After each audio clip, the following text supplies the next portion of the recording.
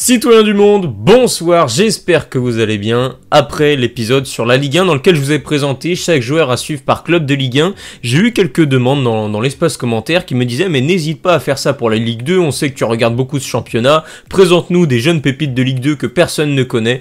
Et ben je me suis dit effectivement ça peut être sympa de parler de la Ligue 2, d'autant que ce week-end c'est le grand retour de la Ligue 2 BKT après plusieurs mois évidemment d'absence liés à l'intersaison estivale. C'est le grand retour de la Ligue 2 qui reprend là aujourd'hui au moment où je tourne cette vidéo avec un alléchant Guingamp-Le Mans en ouverture. Je serai évidemment devant le match, comme vous le savez c'est un championnat que j'adore regarder et donc j'avais envie de vous présenter des pépites, des jeunes joueurs qui seront à suivre, des recrues, bref j'avais vraiment envie de vous présenter un joueur pour chaque club de Ligue 2, l'occasion aussi de présenter certains clubs de Ligue 2 qui sont montés de national, de présenter des joueurs qui ont un parcours un peu plus atypique, passé par des joutes un petit peu plus amateurs avant d'arriver finalement dans l'antichambre du football français, vous présenter aussi quels clubs peuvent potentiellement prétendre à une montée en Ligue 1 d'ici la saison prochaine.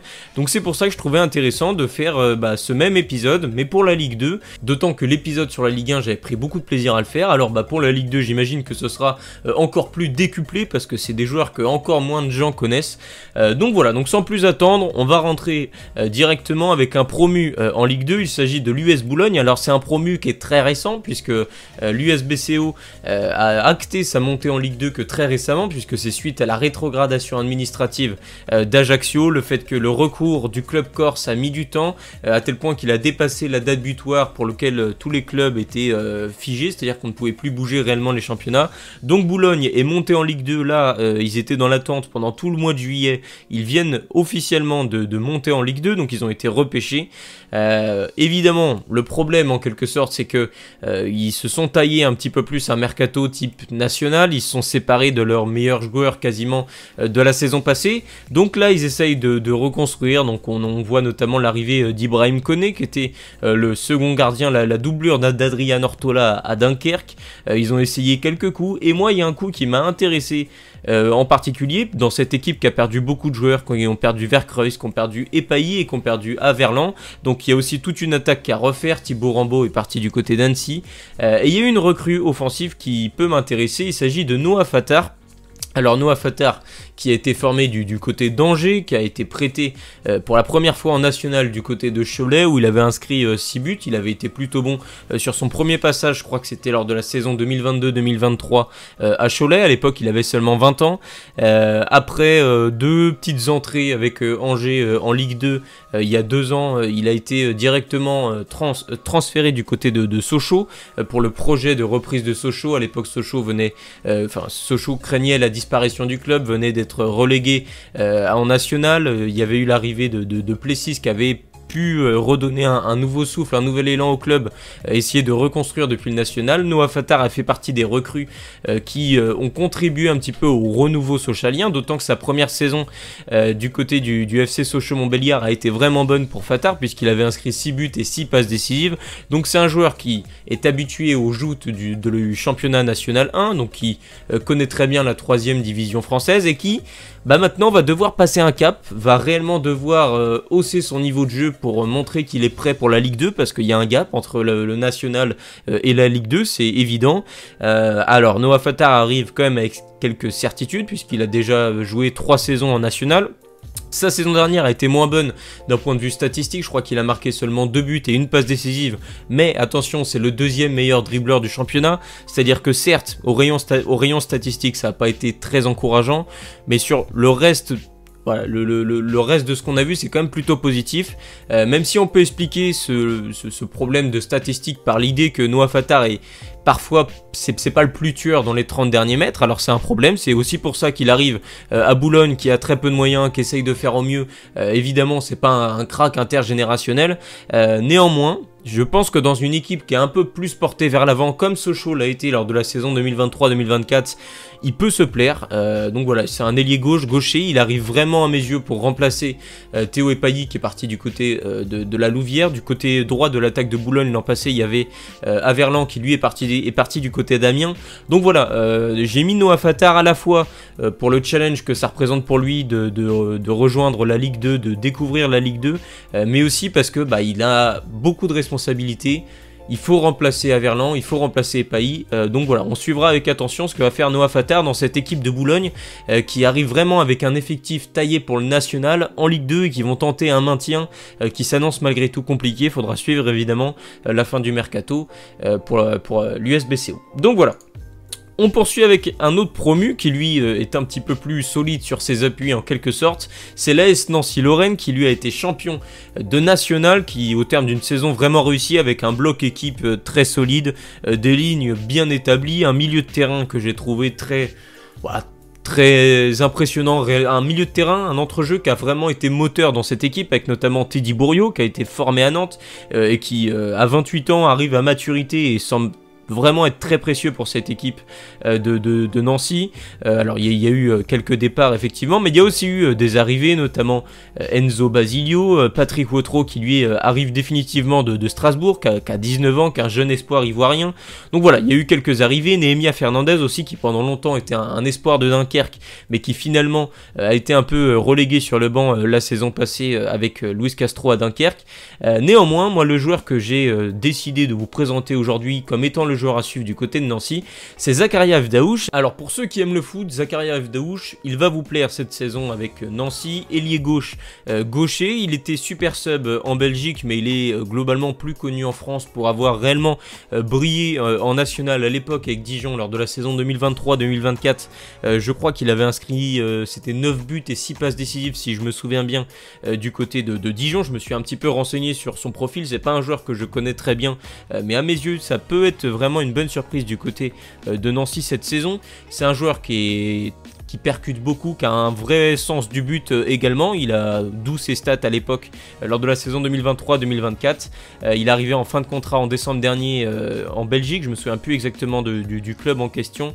C'est le KMSK Deinze. Alors c'est peut-être deuxième ou troisième division belge. Globalement, son aventure en Belgique n'a pas été sensationnelle. Il est revenu du coup en national à Nancy. Dans un championnat qu'il connaît très bien, le National 1, pour terminer la saison, donc un petit peu en tant que super sub, parfois en tant que titulaire, et il a été vraiment bon, il a vraiment dynamité l'attaque nancéenne sur ses entrées, à tel point que Nancy a finalement terminé l'année assez tranquillement en tant que champion de France de national, hein, évidemment. Ils sont pas encore au niveau du PSG, quoique, hein, peut-être que Fdaouch est le nouveau Désiré Doué, on sait jamais. En tout cas voilà, ça va être un profil à suivre, il est pas très grand, il est assez dynamiteur, ça peut faire des différences en Ligue 2. En tout cas pour moi, la vraie inconnue à Nancy, plus que la défense, plus que le milieu, ça va être l'attaque. C'est pour ça que Fdaouch pour moi a une certaine responsabilité offensive. Là où d'autres équipes ont plus de certitude offensive, je trouve que Nancy, voilà, je me fais pas trop de soucis pour leur cadre. D'ailleurs on sait, Pablo Correa travaille très bien ses lignes entre la défense, le milieu de terrain, tout est très clair. Parfois ça manque un peu de folie offensive. Et je trouve que c'est peut-être ce qui peut faire défaut à Nancy cette saison en Ligue 2. Donc eux aussi vont passer un gap puisqu'ils sont promus.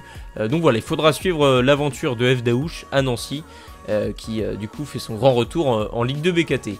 Un autre promu qui fait son grand retour, le dernier, qui ont obtenu leur montée lors de l'ultime journée avec un envahissement de terrain au stade Marie-Marvinct du Mans, qui du coup revient en Ligue 2 après, je sais pas, ça doit faire au moins 4 ans qu'ils étaient redescendus en National. Donc voilà, un club assez iconique en quelque sorte de Ligue 1 au début des années 2000, qui s'est vu relégué au fur et à mesure des années, et qui sont parvenus après plusieurs bonnes saisons où ils ont bien travaillé. Déjà la saison passée, donc la saison 2023-2024, il y avait eu des choses intéressantes. Alors la montée leur avait échappé, notamment avec un hiver assez compliqué.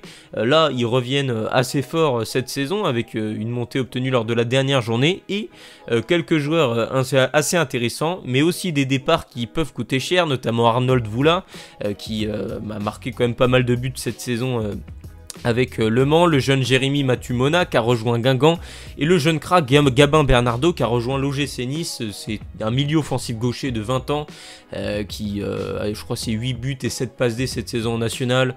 Bref, c'est la révélation du Mans cette saison. Donc il fallait lui trouver un remplaçant, donc un milieu capable de se projeter offensivement, d'apporter. Et Le Mans a fait à mes yeux un super coup sur le marché. Alors si j'arrive à cliquer, il s'agit de Jean Vercreus. Donc on parlait de l'USBCO, Jean Vercreus. C'est très simple, c'est certainement dans le top 3 ou dans le top 4 des meilleurs joueurs de National l'an passé avec Boulogne. Il faisait partie du coup de l'équipe type de National 1. C'est un milieu central qui se projette beaucoup. Donc à mes yeux, il y a vraiment une volonté de remplacer Gabin Bernardo avec ce profil-là. C'est très simple. Pour moi, c'est un joueur qui sait quasiment tout faire. C'est un milieu qui est très complet. Je suis quasiment sûr qu'il va briller en Ligue 2. Et pour moi, c'est une recrue vraiment de luxe pour Le Mans qui s'offre un joueur libre, 25 ans, dans la fleur de l'âge, complet, 1m83. Très bonne vision de jeu, très bonne qualité de passe. Et en plus de ça, il s'est offert des stats. Alors la saison passée, c'est très simple. Je crois qu'il a marqué, voilà, c'est 7 buts et 9 passes D. Alors non, 6 buts et 7 passes D lors de la saison 2024-2025 avec Boulogne. Moi je l'ai découvert surtout lors des 2 derniers matchs de barrage face à Clermont. C'est là où j'ai découvert globalement cette équipe boulonnaise. Jean Vercreus, voilà, tu sens qu'il a une certaine aura dans cette équipe. Un gros volume de jeu. Bon, en soi je pourrais détailler toutes ses qualités au fur et à mesure. Mais tellement il a tout. Physiquement il répond présent, techniquement il n'est pas gêné. Vision de jeu, qualité de passe. Il compte pas trop ses efforts défensifs non plus, il sait qu'il est capable de faire l'essuie-glace également devant la défense. Il peut occuper les 3 postes au milieu de terrain, comme vous pouvez le voir, milieu central, milieu défensif, milieu offensif. Moi je le préfère un cran plus haut parce qu'il peut apporter des stats, et avec le départ d'Arnold Voula et de Gabin Bernardo, peut-être que Le Mans auront besoin de profils un petit peu plus tueurs, notamment au milieu de terrain et sur les ailes. Donc voilà, il faudra suivre un petit peu ce que ça va donner, mais Jean Vercreus, je mise beaucoup d'espoir en lui, dans une équipe du Mans qui a perdu beaucoup de joueurs, mais qui fait un recrutement que je juge assez intéressant. Donc voilà. On poursuit avec non pas un promu, ou du moins un promu de l'an passé. Ça fait 2 ans qu'ils sont en Ligue 2, ils attaquent leur 2e saison. Il s'agit du Red Star qui s'est maintenu non sans peine la saison passée en Ligue 2. Donc voilà, cette saison ils avaient envie de miser sur la continuité avec Grégory Poirier, quelques arrivées importantes, quelques départs aussi importants, notamment celui de Merwan Ifnaoui, donc un milieu offensif qui globalement était...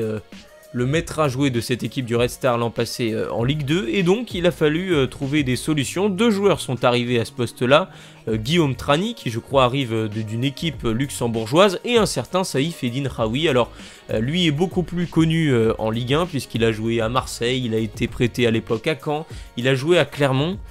Il a fait une très bonne dernière saison en Ligue 1 avec Clermont avant de partir. Alors je ne sais plus s'il est parti dans le golf, je me souviens plus exactement de son club, je crois que c'est Kakan, voilà, Corfacan SSC, je connais pas du tout. Après il a eu une aventure au MacArthur FC en Australie, et là il revient en Ligue 2. Néanmoins sa dernière saison avec Clermont, c'est 7 buts et 3 passes D dans une saison historique pour Clermont en Ligue 1. En 2022-2023, où Clermont avait obtenu un classement historique, je crois qu'ils étaient 7e ou 8e, qui est le meilleur classement de l'histoire du club. Saïf Eddine Raoui faisait partie des hommes forts de ce projet-là, à l'époque avec Pascal Gastien. Et voilà, il arrive pour moi dans un rôle qui va être assez important, évidemment celui de remplacer Merwan Ifnaoui, mais aussi celui de, ça y est, Saïf Eddine Raoui, c'est plus le jeune homme de Marseille qui est plein de promesses, désormais il a 30 ans, il a quelques saisons références, quelques saisons ratées aussi, mais dans un projet comme le Red Star, il est censé devenir le nouveau maître à jouer, il est censé assumer ce rôle-là. Alors il a eu quelques expériences où il a très peu joué ces 2 dernières années, c'est aussi pour ça qu'il est au Red Star et qu'il n'est pas plus haut, néanmoins voilà. On se souvient de son passif, il a fait quelques bons matchs à l'époque avec Caen, quelques bonnes apparitions avec Marseille, et surtout à Clermont, il a montré qu'il était capable sur une saison complète, voilà, d'avoir des stats, de proposer du jeu, d'être capable aussi de faire le dos rond, parce que Clermont a toujours été un outsider, même lors de la saison où ils étaient 7e, 8e. Saïf Eddine Raoui rejoint un projet où effectivement voilà, le Red Star c'est objectif maintien.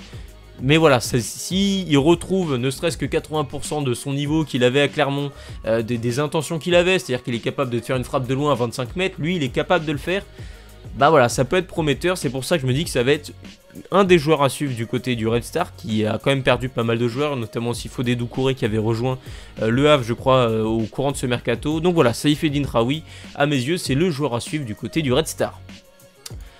On poursuit avec Laval qui globalement vivent un mercato assez tranquille. Il y a eu la prolongation du taulier en défense centrale, Johan Tavares.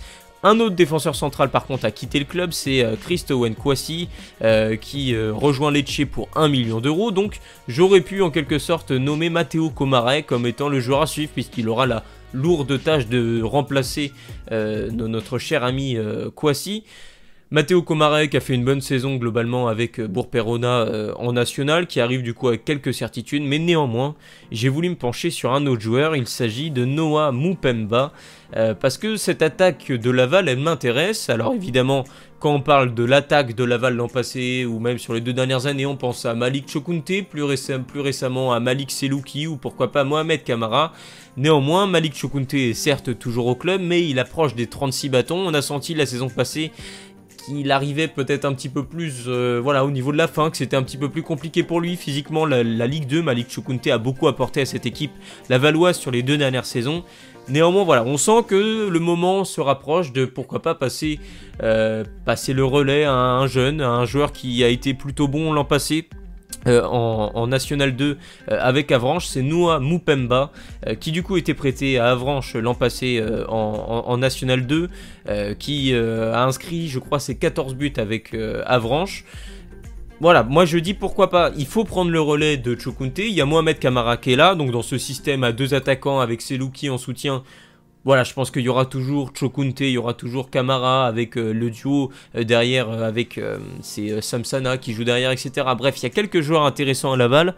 Néanmoins, je pense que Noah Mupemba peut réussir à tirer son épingle du jeu cette saison. Il arrive en confiance, une bonne saison en National 2. Alors le gap est évidemment important entre la National 2 et la Ligue 2. Mais voilà, je pense que c'est le moment pour un jeune comme lui de prendre le relais d'un Chokunte qui finalement est assez tranquille depuis quelques saisons. Il n'y a pas beaucoup de concurrence. Donc voilà, Noah Mupemba, pourquoi pas. Pourquoi pas aussi prendre le relais d'un Rémi Labo-Lascari qui à l'époque était à Laval, donc d'un attaquant assez polyvalent. Voilà, je pense que lui peut être dans ce registre-là. Affaire à suivre, c'est un jeune que je découvre très récemment, mais en tout cas à 23 ans, c'est le bon moment pour lui à mes yeux pour exploser en Ligue 2. Du côté de Rodez, c'est le va-et-vient, une équipe de base outsider de Ligue 2 au vu du budget qui est assez faible, mais qui tous les ans joue réellement les troubles faits du championnat. Dans cette équipe de Rodez, on a développé un certain savoir-faire pour ce qui est des attaquants. J'irais même parler de l'achat-revente d'attaquants. À l'époque, Kylian Corredor, Andrea Suntunji, ils ont tous planté énormément du côté de Rodez. Ils ont été relancés par Rodez. Désormais, ils font leur carrière alors respectivement en Allemagne et en Belgique. L'an passé, ça a été Timothée Nkada qui a fini 2e meilleur buteur de Ligue 2, qui a été relancé par Rodez, qui est vendu 1,8 million cette saison.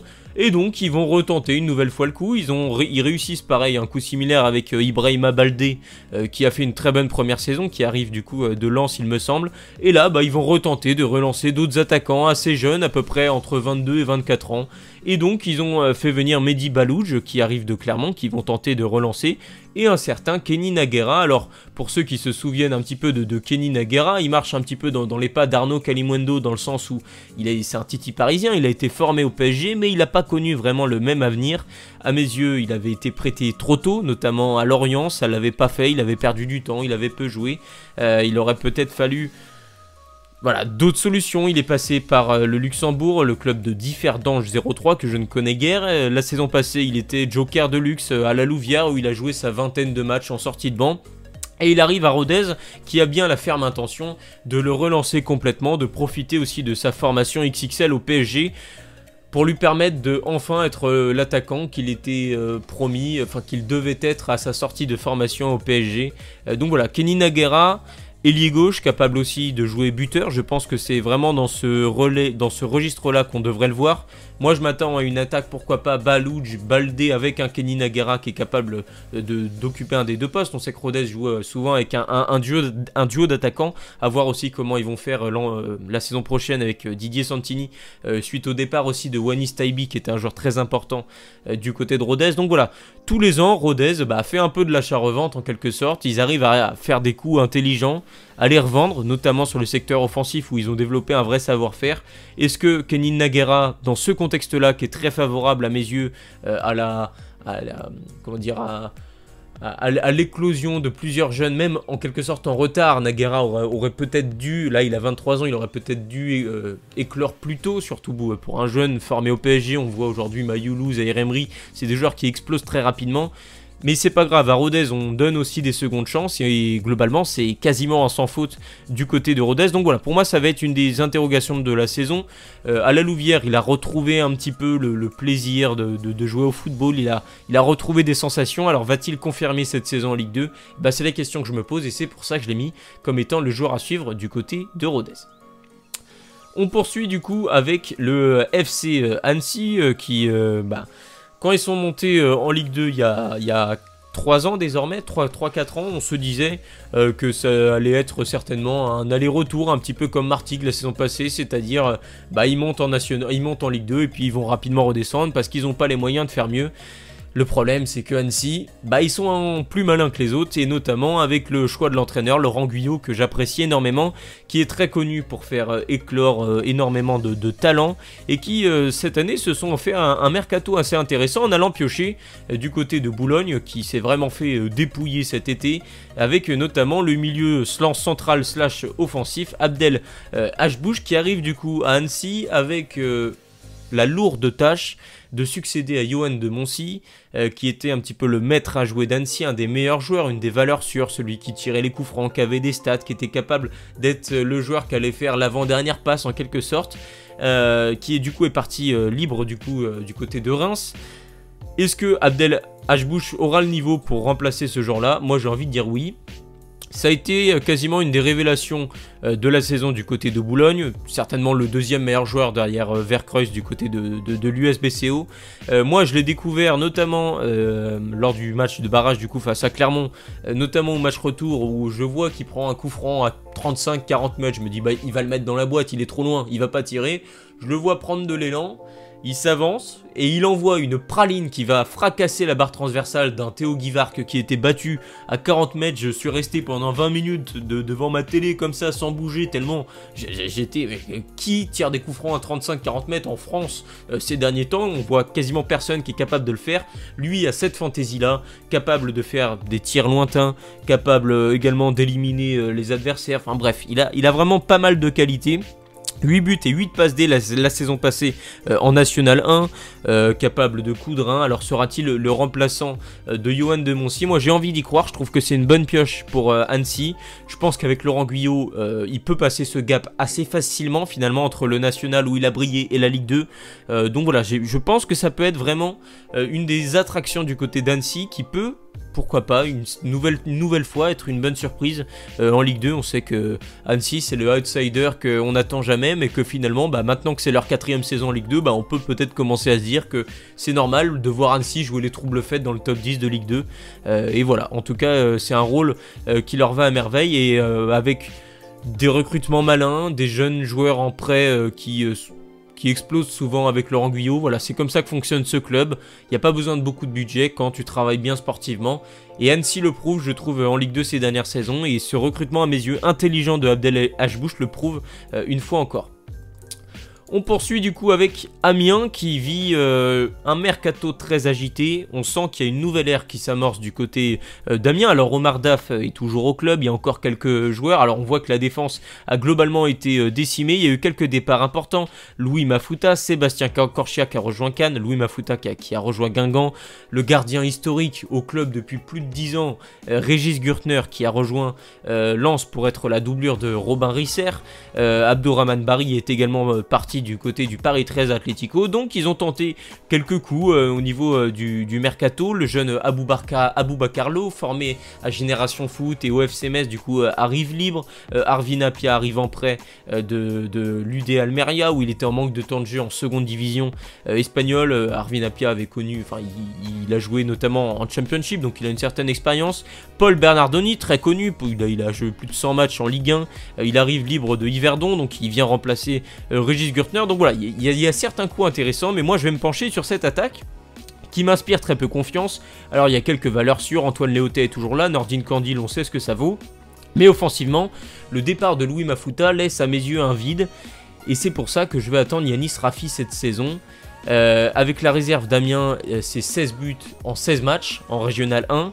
Alors, le gap est évidemment énorme entre le Régional 1 et la Ligue 2. Là, il commence dans une prépa où Amiens est globalement en difficulté là, sur les matchs amicaux. C'est le seul, je trouve, offensivement, qui est réellement capable de sortir son épingle du jeu. Je trouve vraiment qu'il est intéressant. Je vais vraiment beaucoup l'attendre, avec des joueurs comme Léotet, comme Candil autour de lui. Alors il n'y a plus Corchia pour déposer des galettes et c'est vrai que le mercato d'Amiens, je le trouve un peu tardif parce que défensivement, il leur manque au moins encore 3-4 joueurs et ils sont toujours pas arrivés. Donc c'est vrai que je suis assez inquiet globalement pour la saison amiénoise, mais je me dis que dans ce marasme-là, il y a quelques jeunes joueurs qui peuvent du coup se voir offrir des boulevards pour s'imposer, pour éclabousser la Ligue 2 de leur talent. Et je me dis qu'Yanis Rafi, ça peut être le cas, donc c'est pour ça qu'à mes yeux, ça va être le joueur à suivre. Il a la lourde tâche de remplacer Louis Mafuta qui enchaînait les buts ces dernières saisons, qui voilà, était le fameux buteur d'Amiens. Amiens aime bien avoir un numéro 9, voilà, qui plante ses 10-15 buts tous les ans, qui est un petit peu la star de la licorne. Alors, est-ce que Yanis Rafi sera le nouveau chouchou justement du peuple amiénois? Moi je dis pourquoi pas. Il arrive en grande confiance, il a cette fraîcheur là dans une équipe qui, je trouve... Voilà, j'imagine pas Amiens jouer les premiers rôles cette saison, alors à voir évidemment la suite de leur mercato, mais l'idée qu'il y a un jeune joueur qui ait une dynamique un petit peu opposée à celle de l'équipe en moyenne, je trouve ça intéressant, et je pense que ça peut lui permettre d'éclore plus vite que d'autres. À 20 ans c'est le moment, 1m86, un attaquant assez complet, j'ai quasiment vu aucun de ses matchs, hein, il jouait en Régional 1, mais je me dis que au vu de ce qu'on en dit du côté d'Amiens, et au vu du contexte amiénois, ça peut être le joueur à suivre cette saison en Picardie. On poursuit avec Grenoble qui, à mes yeux, c'est très simple, réalise le mercato, un des mercatos plutôt les plus ambitieux cette saison en Ligue 2. J'aime beaucoup ce qu'ils font, l'arrivée de Stone Mambo qui arrive libre de Rodez où il avait été plutôt performant en défense centrale. Il y a eu d'autres arrivées intéressantes, Angelo Ikengata qui a fait quelques apparitions en Ligue 1 cette saison avec Auxerre. Donc Mamadi Bangré est de retour au club. Donc voilà, il y a plusieurs choses qui sont assez intéressantes. Il faudra encore remplacer à mes yeux le départ de Ayoub Chachari à la pointe de l'attaque. Donc le mercato n'est pas terminé, il leur manque encore quelques renforts notamment offensivement. Mais il y a un joueur qui devrait être capable de briller, je pense, du côté de Grenoble cette saison, c'est Baptiste Moisan, qui arrive de Concarneau, 10 buts et 2 passes D la saison passée en national, un des meilleurs joueurs du championnat national, donc de toute façon on le sait, hein, souvent les mercatos de Ligue 2 visent aussi à récupérer les meilleurs éléments de 3ème division pour les faire éclore dans l'antichambre du football français. Baptiste Moisan, lui, a déjà connu la Ligue 2 avec Concarneau il y a 2 ans, je crois que c'était 4 buts et 2 passes D, c'était un jeune joueur intéressant à l'époque, il avait 21 ans, c'était encore une promesse. Mais là, ces 2 saisons, sa saison en national avec Concarneau a confirmé qu'il n'avait plus rien à faire en 3ème division. Que pour lui, ça devait être la Ligue 2, donc c'est un milieu central qui se projette beaucoup, qui est plutôt milieu offensif même. Je pense qu'il arrive à Grenoble avec ce rôle dans la projection, etc. 10 buts et 2 passes D. Fin techniquement, saison pleine en National 1, moi je dis pourquoi pas. Grenoble a un mercato plutôt ambitieux, ils ont gardé certains éléments assez forts, ils sont allés en chercher d'autres de façon assez intéressante. J'attends évidemment encore la fin de mercato, mais je pense que Grenoble peut aller chercher un top 10 cette saison, peut même aller chercher mieux. Baptiste Moisan évidemment aura un rôle à jouer dans cette équipe, puisque je pense que ça va devenir le nouveau maître à jouer de Grenoble en Ligue 2, du GF38. Donc voilà, faudra suivre ce que ça va donner, mais ça a saison XXL avec Concarneau. Le fait aussi qu'à Concarneau, voilà, c'est un club assez familial où voilà, c'est bon enfant, c'est la Bretagne, c'est l'air marin. Là, il va arriver dans un contexte qui est complètement différent à mes yeux, bien loin de sa Bretagne natale, puisqu'il est né à Rennes. À Grenoble, ça va être différent, alors à voir comment il s'habitue, mais pour moi, ça va être le joueur à suivre cette saison à Grenoble. On poursuit avec Dunkerque, qui, à l'image d'Amiens, vit un mercato chamboule tout, je pense que c'est le mot. Alors des départs évidemment assez importants, normal quand tu fais une saison où tu es 16e budget de Ligue 2 et que tu termines 4e, évidemment tu attises certaines convoitises auprès de certains membres de ton effectif. Nathan Skaita est parti du côté du FC Kaiserslautern en 2e division allemande pour 1,8 million. Maxence Rivera va goûter à l'Eredivisie avec Heerenveen. Alexis Pitou lui a rejoint le Danemark, alors c'était pas un élément très important du club. D'autres départs peuvent encore être craints, peut-être Enzo Bardelli, on va voir s'ils sont attaqués pour le jeune Gessim Yacine. Globalement, la défense, elle, est toujours là. Alex Georgen est toujours là. Felipe Abner est toujours là. Sasso, Sangante sont toujours là.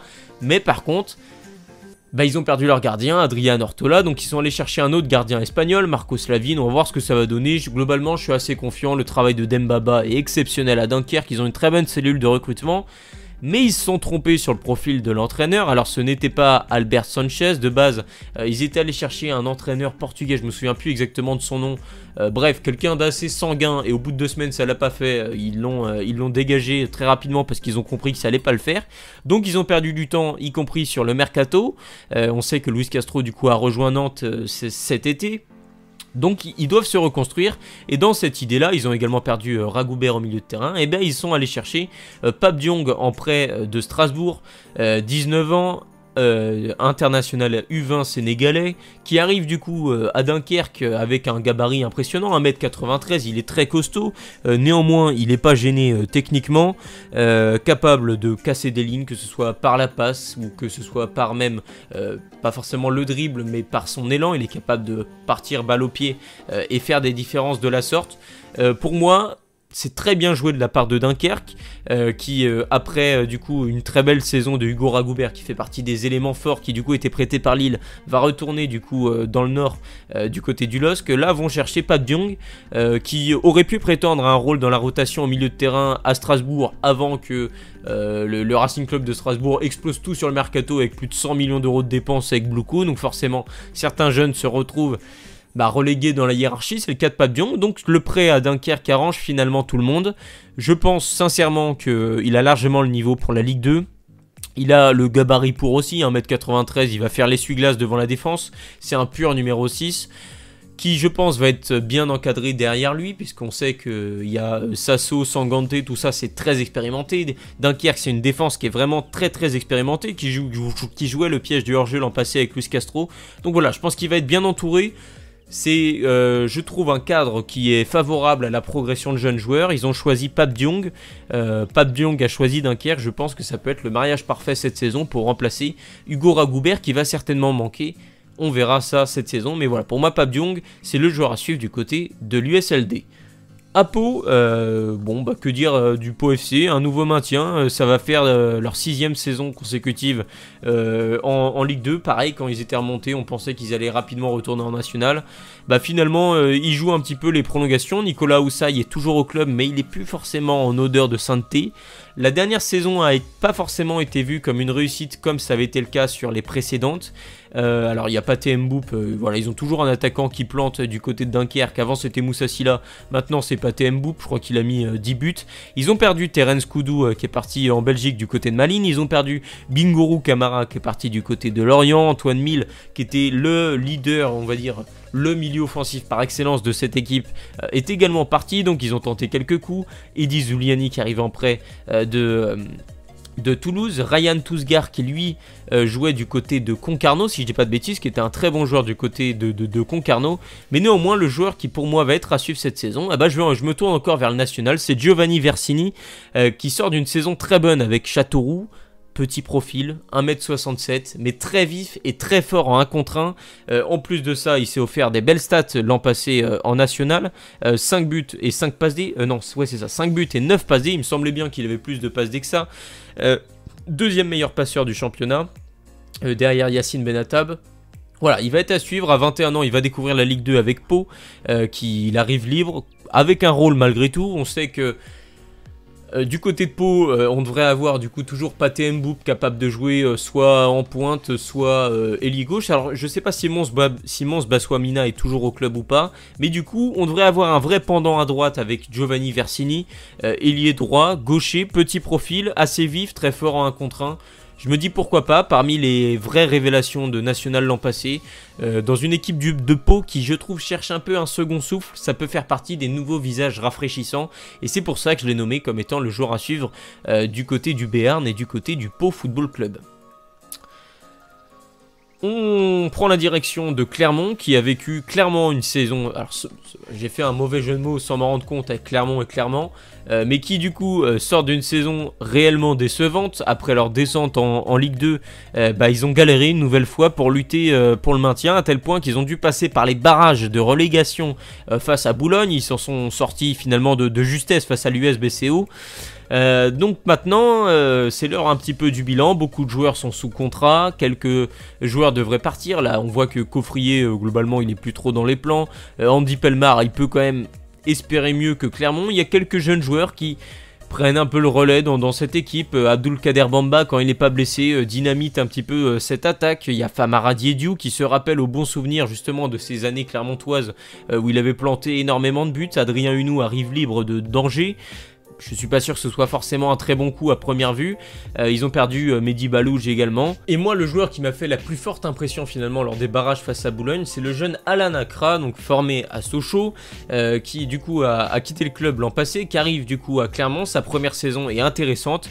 Alors, il a tout d'un profil intéressant, c'est-à-dire que c'est un milieu de terrain qui est assez grand, qui est assez technique, qui a un gros volume de jeu. Ça, en général, sur le marché, ça fait fondre plein d'équipes parce que c'est un profil qui plaît énormément. Alan Accra, lui, au début, a eu un petit peu plus de mal avec la Ligue 2, puisqu'il avait démarré avec Sochaux en national. Il fallait le temps aussi qu'il s'affirme, mais là, je trouve, notamment au vu de sa fin de saison, où j'ai vu une vraie progression sur son année, qu'il arrive à maturité, et je pense qu'il peut réellement exploser avec Clermont cette année. La deuxième saison en Ligue 2 peut être la bonne, celle de la confirmation, celle où il peut le viser après des étoiles un petit peu plus hautes au niveau du football européen par la suite. Voilà, moi j'y crois beaucoup. Alan Accra m'a fait vraiment une bonne impression, assez fin techniquement, il a un gros volume de jeu, il est assez grand. Il a que 21 ans, formé à Sochaux, qui est quand même une école de formation assez réputée historiquement en France, qui ont sorti quand même pas mal de jeunes qui ont fait les beaux jours par la suite de nombreux clubs. Alan Accra est peut-être dans cette lignée-là. Alors il y a forcément moins de jeunes qui sortent de Sochaux puisqu'ils ont une moins forte exposition vu que désormais qu'ils sont en National 1. Néanmoins, lui est à Clermont. Il va enchaîner une seconde saison en Ligue 2. C'est pas passé loin pour qu'il retourne en National et que peut-être il soit transféré cet été. Finalement, il devrait rester une nouvelle saison en Ligue 2 avec Clermont. Je me dis pourquoi pas, voir un petit peu ce que ça va donner. En tout cas, voilà, j'aime bien son profil un petit peu élancé. Je me dis qu'il a... Il a un peu tout pour réussir, d'autant plus que avec le départ de Johan Magnin, qui est un historique du club, avec un Johan Gastien, un autre historique du club à ce poste-là, qui est plus sur la fin que sur le début, si vous voyez ce que je veux dire, c'est lui qui doit prendre ce relais-là cette saison. C'est lui qui doit effectivement exploser dans l'entrejeu et devenir un véritable repère, peut-être même un taulier, une référence. Donc voilà, on va voir un petit peu ce que ça va donner, mais à mes yeux, ce sera le joueur à suivre du côté de Clermont.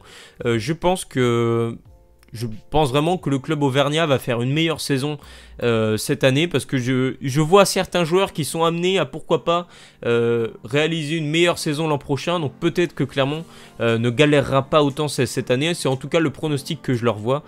Donc voilà.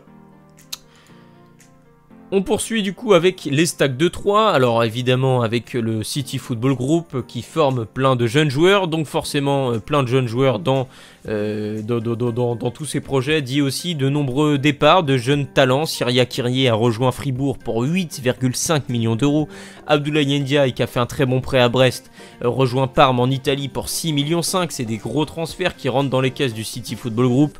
Abdoulaye Kanté a rejoint Middlesbrough pour 3 millions d'euros, Metinho a également rejoint la Suisse.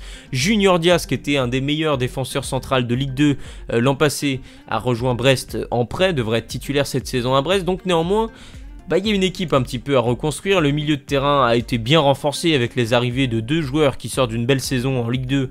Antoine Mille qui arrive de Pau et Merwan Ifnaoui qui arrive du Red Star. Lucas Marronnier arrive aussi avec certaines certitudes au poste de latéral droit. Je pense que là, en tout cas, il était titulaire en prépa. Je pense qu'il peut être titulaire. Globalement, la préparation est assez intéressante. Yasser Laroussi est revenu de Watford, on verra s'il va un petit peu jouer. Voilà, il y a quelques bons coups défensivement. Paolo Guzzi, je l'ai trouvé également très bon lors de la prépa. On va voir ce que ça va donner aux côtés de l'expérimenté Adrien Monfray. Mais moi, ce qui va m'intéresser, c'est l'attaque. Orpheline, du coup, du départ de Syria Kyrie et de Rafiki Saïd, qui était au club, qui faisait les beaux jours du club depuis pas mal d'années maintenant. Et donc, j'ai nommé Jaurès Assoumou comme étant le joueur à suivre du côté de l'Estac, ivoirien qui entame du coup sa 3e saison en Ligue 2, celle de l'explosion, point d'interrogation. J'ai envie de vous dire oui. Alors, je vais argumenter un petit peu plus. C'est un jeune joueur, 1m82 certes, mais un profil physique assez frêle finalement. Il aime absorber les espaces, il est assez rapide et surtout, il a un vrai sens du but. C'est un avant-centre de formation capable de jouer ailier. Sur la prépa, on l'a beaucoup vu en ailier droit un petit peu comme étant réellement le remplaçant de Syria Kyrie. Bien que Syria Kyrie était gaucher, lui est droitier, mais il a cette même volonté d'absorber les espaces. Jaurès Assoumou, là sa prépa elle est XXL.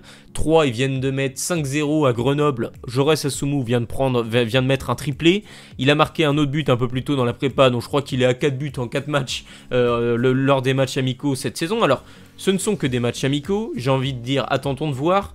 Je pense qu'au moins en début de saison, il devrait être titulaire. Sa place est quasiment assurée. On va voir ce que ça va donner. Au moment où je tourne cette vidéo, nous sommes le samedi 9 août 2025. C'est le grand retour de la Ligue 2 là, avec un alléchant Le Mans-Guingamp qui arrive. La vidéo devrait sortir du coup dimanche matin, donc le lendemain matin du multi Ligue 2 dans lequel 3 va jouer. Donc peut-être qu'il va déjà planter lors de la première journée et vous allez dire pari facile. En tout cas, voilà, j'aurais pu mettre Mathis de Bourbet, qui est un jeune international français espoir quasiment, qui devrait du coup aussi éclore cette saison à 3. Mais j'ai plus envie de mettre Jaurès Assoumou, qui est rendu plus loin dans sa formation. Il a 22 ans, là où De Tourbet a seulement 18 ans. Voilà, en tout cas, c'est ces deux jeunes joueurs-là qui doivent prendre le relais offensivement. Et je mettrai encore plus une pièce sur Assoumou, parce que je le sens bien. Je pense que c'est le moment pour lui où il doit exploser et où il doit confirmer. Alors, il est à 1 an de la fin de son contrat, il faudra faire attention du côté de l'Estac. Mais voilà, ça peut être une vraie belle surprise du côté de Troyes. On poursuit du coup avec Bastia qui est un petit peu plus dans la continuité, qui je pense peut jouer un top 7 ou un top 8, les 8 premières places en Ligue 2, qui peut jouer les troubles faits dans le haut du classement l'an prochain. Quelques jeunes intéressants, toujours au club. Zakaria Harris, on aurait pu penser qu'il soit transféré, il faisait partie clairement des meilleurs latéraux de Ligue 2 l'an passé, à seulement 21 ans, très très bon. Il est toujours au club.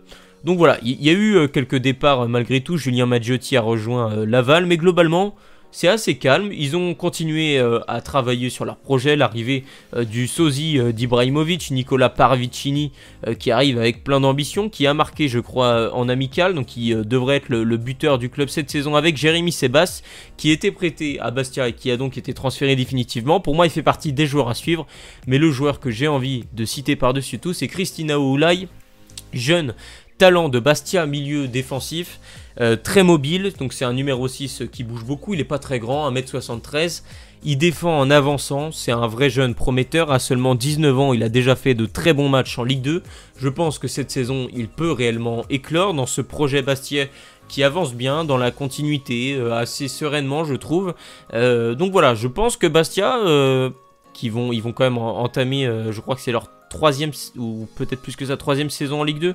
Je me souviens plus exactement de quand ils étaient remontés de Ligue 2, quoique ça commence à faire quelques années. Lui en tout cas est au club depuis 1 an, il était arrivé du club du JMG Abidjan.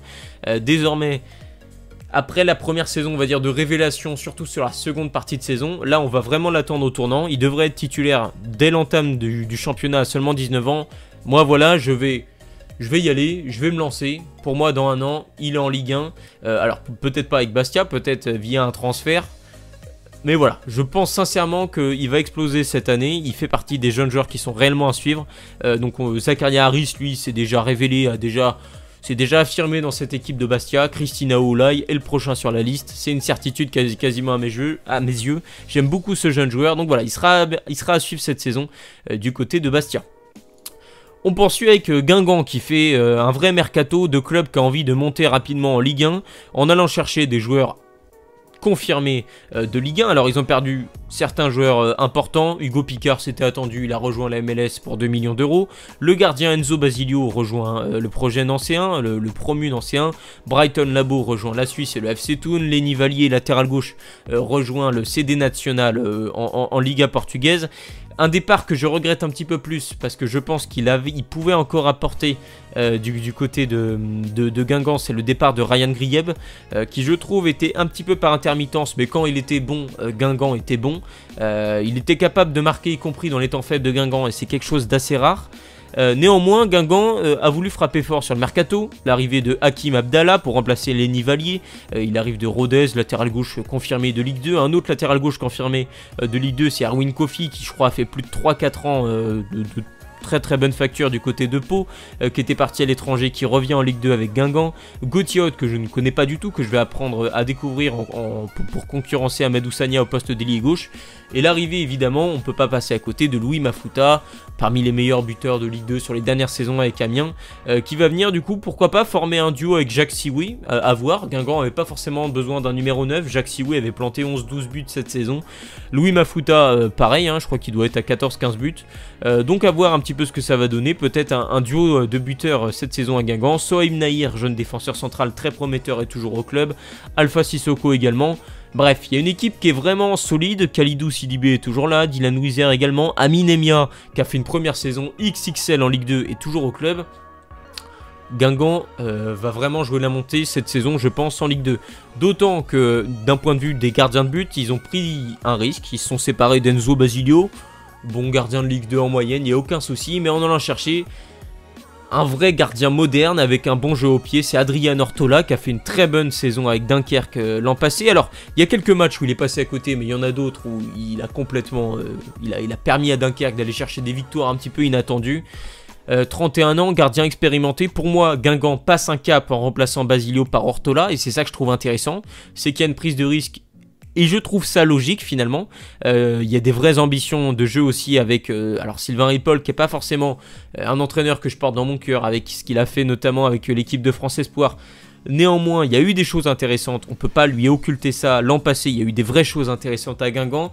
Ils sont dans la continuité, ils se sont renforcés sur le mercato. Et pour moi, Adrian Ortola, ça rentre complètement là-dedans. Donc voilà, c'est un joueur qui, je crois, a fait une dizaine de clean sheets l'an passé avec Dunkerque. Moi en tout cas voilà, c'est un coup qui me plaît beaucoup, il faisait partie des meilleurs gardiens de Ligue 2, donc Guingamp a vraiment une stratégie d'aller chercher les meilleurs éléments du championnat, donc c'est une stratégie de club qui a réellement envie de remonter à l'échelon supérieur pour l'en avant Guingamp. Très bon jeu au pied, gardien assez moderne qui est capable de jouer assez loin de ses buts également. Moi ça me plaît, voilà, gardien espagnol, en tout cas pour moi ça va être un joueur à suivre. Évidemment il a la lourde tâche de remplacer Basilio qui était au club depuis plusieurs années. Mais le profil est intéressant, il le récupère librement, moi ça me plaît. Donc voilà, Adrien Ortola à Guingamp, je trouve que c'est le joueur à suivre, c'est la recrue à suivre du côté des Côtes d'Armor. Donc voilà. On poursuit avec Montpellier qui est redescendu du coup en Ligue 2 après une saison catastrophique en Ligue 1. Une défense qui a pris l'eau, des cadres défaillants ou au salaire important, TJ Savanier, Wabi Kazri, Jordan Ferry, tous ces joueurs-là qui ont été pointés du doigt assez logiquement. Pour la plupart, ils ont quitté le club, Benjamin Lecomte, Isiaga Silla, Jordan Ferry, Modibo Sagnan. Quelques départs sont encore attendus et même souhaités. Je pense évidemment à TJ Savanier qui était le maître à jouer de cette équipe de Montpellier sur les dernières années, joueur emblématique de Ligue 1 depuis sa remontée avec le Nîmes Olympique. Je pense pas qu'il devrait rester du côté de Montpellier où il est plus vraiment en odeur de sainteté suite à quelques propos au courant de l'année. Bref, on parle aussi de son état de forme. Bon, TJ Savanier, on est plus proche de la fin de l'histoire. Chotard pourrait également trouver une porte de sortie. Falaï Sako également. On va voir comment va avancer ce projet montpelliérain. Ils se sont permis quelques coups assez osés. Alexandre Mendy, parmi les meilleurs buteurs de Ligue 2 il y a 2 ans, arrive au club. Le jeune Victor Orakpo également. Ils ont toujours Junior Ndiaye et Yanis Sissoufou, qui sont deux jeunes joueurs qui sont capables de se révéler. Aime beaucoup arrivant près de Augsbourg. Bon, je trouve qu'il y a quelques certitudes et choses intéressantes. Je suis assez impatient de voir également la saison du jeune Naoufel El Anache en défense. Aux côtés, pourquoi pas, de Mouanga et d'un Julien Laporte expérimenté qui connaît le championnat. Bref, il y a quelques coups intéressants. J'ai plus de doutes au poste de gardien. Bon, Simon, je vais pas m'embêter à prononcer son nom de famille, c'est trop compliqué. Mais le jeune Simon, qui du coup est formé à l'OM, bon, sa saison à Nîmes est intéressante en national l'an passé. Mais je trouve que pour la Ligue 2, c'est léger. Mathieu Michel est là un petit peu en backup, heureusement, j'ai envie de dire. Mais voilà, on va suivre un petit peu ce que ça va donner. Mais pour moi, le joueur à suivre, c'est Nicolas Païs, qui est arrivé l'hiver dernier du coup du côté de Montpellier. Après les avoir éliminés en Coupe de France avec Le Puy, il a été repéré par le club héroltais, milieu offensif gaucher, qui aura la lourde tâche de succéder, du coup vous l'aurez compris, à TJ Savanier. Quelques blessures qui l'ont freiné un petit peu en fin de saison, mais quelques apparitions aussi intéressantes avec Zoumana Camara en Ligue 1. Je pense notamment de son match à Marseille où il était sorti sur blessure, mais où il avait vraiment fait du mal au Vélodrome, à l'OM, de par ses dribbles, sa vision de jeu, sa capacité à se projeter balle au pied également. Bref, pour moi, ça va être le joueur à suivre cette saison du côté de Montpellier. Il aura un rôle dans le secteur offensif parce que il y a Alexandre Mendy qui est là, qui va être là pour finir les actions, mais il va bien falloir des créateurs, des joueurs capables de faire la dernière passe ou l'avant-dernière passe, d'éliminer aussi dans l'entrejeu. C'est dans ce registre-là qu'on va attendre Nicolas Païs du côté de Montpellier. On poursuit avec un autre club relégué de dernière minute en Ligue 2 suite au barrage perdu face au FC Metz. C'est le Stade de Reims qui va tenter de relancer son projet. Pendant longtemps, Reims a cru espérer de la relégation administrative de Lyon en Ligue 2. Pas de repêchage finalement pour le club rémois qui va devoir reconstruire. Plusieurs joueurs sont encore en club, on s'attendait à une vague de départ bien plus importante. Alors oui, Noah Sangui a rejoint le PFC, Kipré est parti du côté de Ipswich Town. Le gros départ important, c'est celui d'Ivan Diouf, le gardien qui a été excellentissime l'an passé en Ligue 1 avec Reims, qui a rejoint l'OGC Nice. Amadou Koné a permis au club de se renflouer les caisses avec son transfert en Arabie Saoudite. Néanmoins, on aurait pu s'attendre à un départ de Keito Nakamura. Alors Junya Ito, lui, est en instance de départ pour retourner en Belgique. Néanmoins, voilà, il y a encore certains joueurs qui sont au club où on aurait pu penser qu'il serait parti durant ce mercato. Alors je pense que Atangana va partir dans les semaines à venir, on va suivre ce que ça va donner. Néanmoins, ils ont quelques coups intéressants. Ewen Jawen revient de près de Dunkerque où il avait été vraiment précieux. Donc il remplace Evan Diouf. Nicolas Palois vient apporter toute son expérience. Donc voilà, il y a eu quelques coups intéressants, mais pour moi le joueur à suivre à Reims, ça va être Teddy Thomas, qui, s'il se remobilise dans le projet rémois, on sait qu'il a vécu une année particulière, il a été écarté de la dernière course au maintien. Néanmoins, Teddy Thomas, c'est un joueur qui a brillé à l'Union Saint-Gilloise, parmi les meilleurs joueurs du championnat belge pendant des années, capable d'avoir des stats. Ses débuts en Ligue 1 avaient été tonitruants. C'est un garçon qui, s'il se motive, s'il retrouve un petit peu, il a 31 ans, s'il retrouve un petit peu une vraie volonté, une vraie motivation de jouer, il est capable de plier la Ligue 2 à lui tout seul et de propulser le projet rémois dans une autre dimension, parce qu'il est au milieu de terrain, il a un gros volume de jeu, il est gaucher, bonne qualité de frappe, bonne qualité de passe, il tire les coups francs à merveille, il enroule très bien ses ballons. Bref, c'est un joueur qui est taillé, qui pourrait être un très bon joueur de Ligue 1, je le dis comme je le pense, qui, si il se remotive dans le projet rémois, comme ça m'a semblé être le cas durant les matchs amicaux, est capable d'exploser cette saison en Ligue 2 et de propulser le projet rémois dans une autre dimension. Pour moi, Teddy Thomas, s'il se motive, sera le joueur à suivre cette saison du côté de Reims, qui devrait du coup avoir quelques joueurs d'expérience assez intéressants, donc Thomas, Palois, Okumu, etc. Et quelques jeunes également, comme Jawen, qui pourraient faire une très bonne saison et qui seront également à suivre du coup cette saison au Stade de Reims. On termine cette longue vidéo par l'AS Saint-Etienne, relégué en Ligue 2 cette saison, après une saison vraiment compliquée en Ligue 1, très loin des espérances que pouvaient avoir les supporters stéphanois suite à l'arrivée de Kilmer Sports. J'en ai fait un mercato idéal il y a de ça quelques jours. On va suivre un petit peu ce projet stéphanois. Leur mercato en tout cas n'est pas taillé pour la Ligue 2 mais bel et bien pour la Ligue 1. Ils mettent 6 millions sur Chico Lamba, espoir portugais. Joao Ferreira arrive de Watford pour 3 millions. Cardona, Ebezer Hanan, Strajja Stojkovic. Je crois qu'ils ont également levé l'option d'achat de Pierre Ekwa. Bref, ils ont toujours Stassin, toujours Davitashvili. À l'instant T, vu l'effectif de Saint-Etienne, ce serait une honte de ne pas remonter en Ligue 1 directement. Au vu de l'investissement qui est fait, et notamment sur Chico Lamba, dont j'avais envie de parler, international espoir portugais. Même pour un club de Ligue 1, très peu de clubs en Ligue 1 là actuellement, au vu du contexte économique, auraient eu les moyens d'aller chercher Chico Lamba.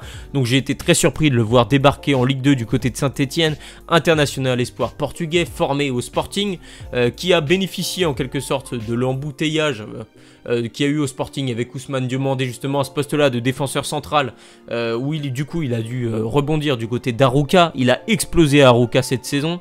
Alors d'un point de vue, son bilan stade défensif reste à parfaire, mais néanmoins international espoir portugais, très bon à la relance, joueur malin dans l'anticipation. Je pense qu'il va exploser avec Saint-Etienne en Ligue 2 et il y a un vrai rôle, un vrai enjeu puisque Saint-Etienne, leur défense l'an passé a été catastrophique. Alors il reste encore quelques postes à pourvoir, notamment sur les côtés, latéral droit, latéral gauche. Mais voilà, Chico Lamba, ça devrait être un des nouveaux visages défensifs de la SSE sur les 2-3 prochaines saisons. À 22 ans, il arrive avec quand même un certain CV, international espoir portugais, etc. On attend à ce qu'il explose cette saison en Ligue 2, à ce qu'il surdomine le championnat, évidemment. Donc voilà, Chico Lamba qui est le joueur à suivre du côté de Saint-Etienne cette saison. Donc voilà, cette longue vidéo touche à son but, j'espère qu'elle vous aura plu. Si c'est le cas, n'hésitez pas à me le dire dans l'espace commentaire et à vous abonner à ma chaîne YouTube. Allez, ciao tout le monde.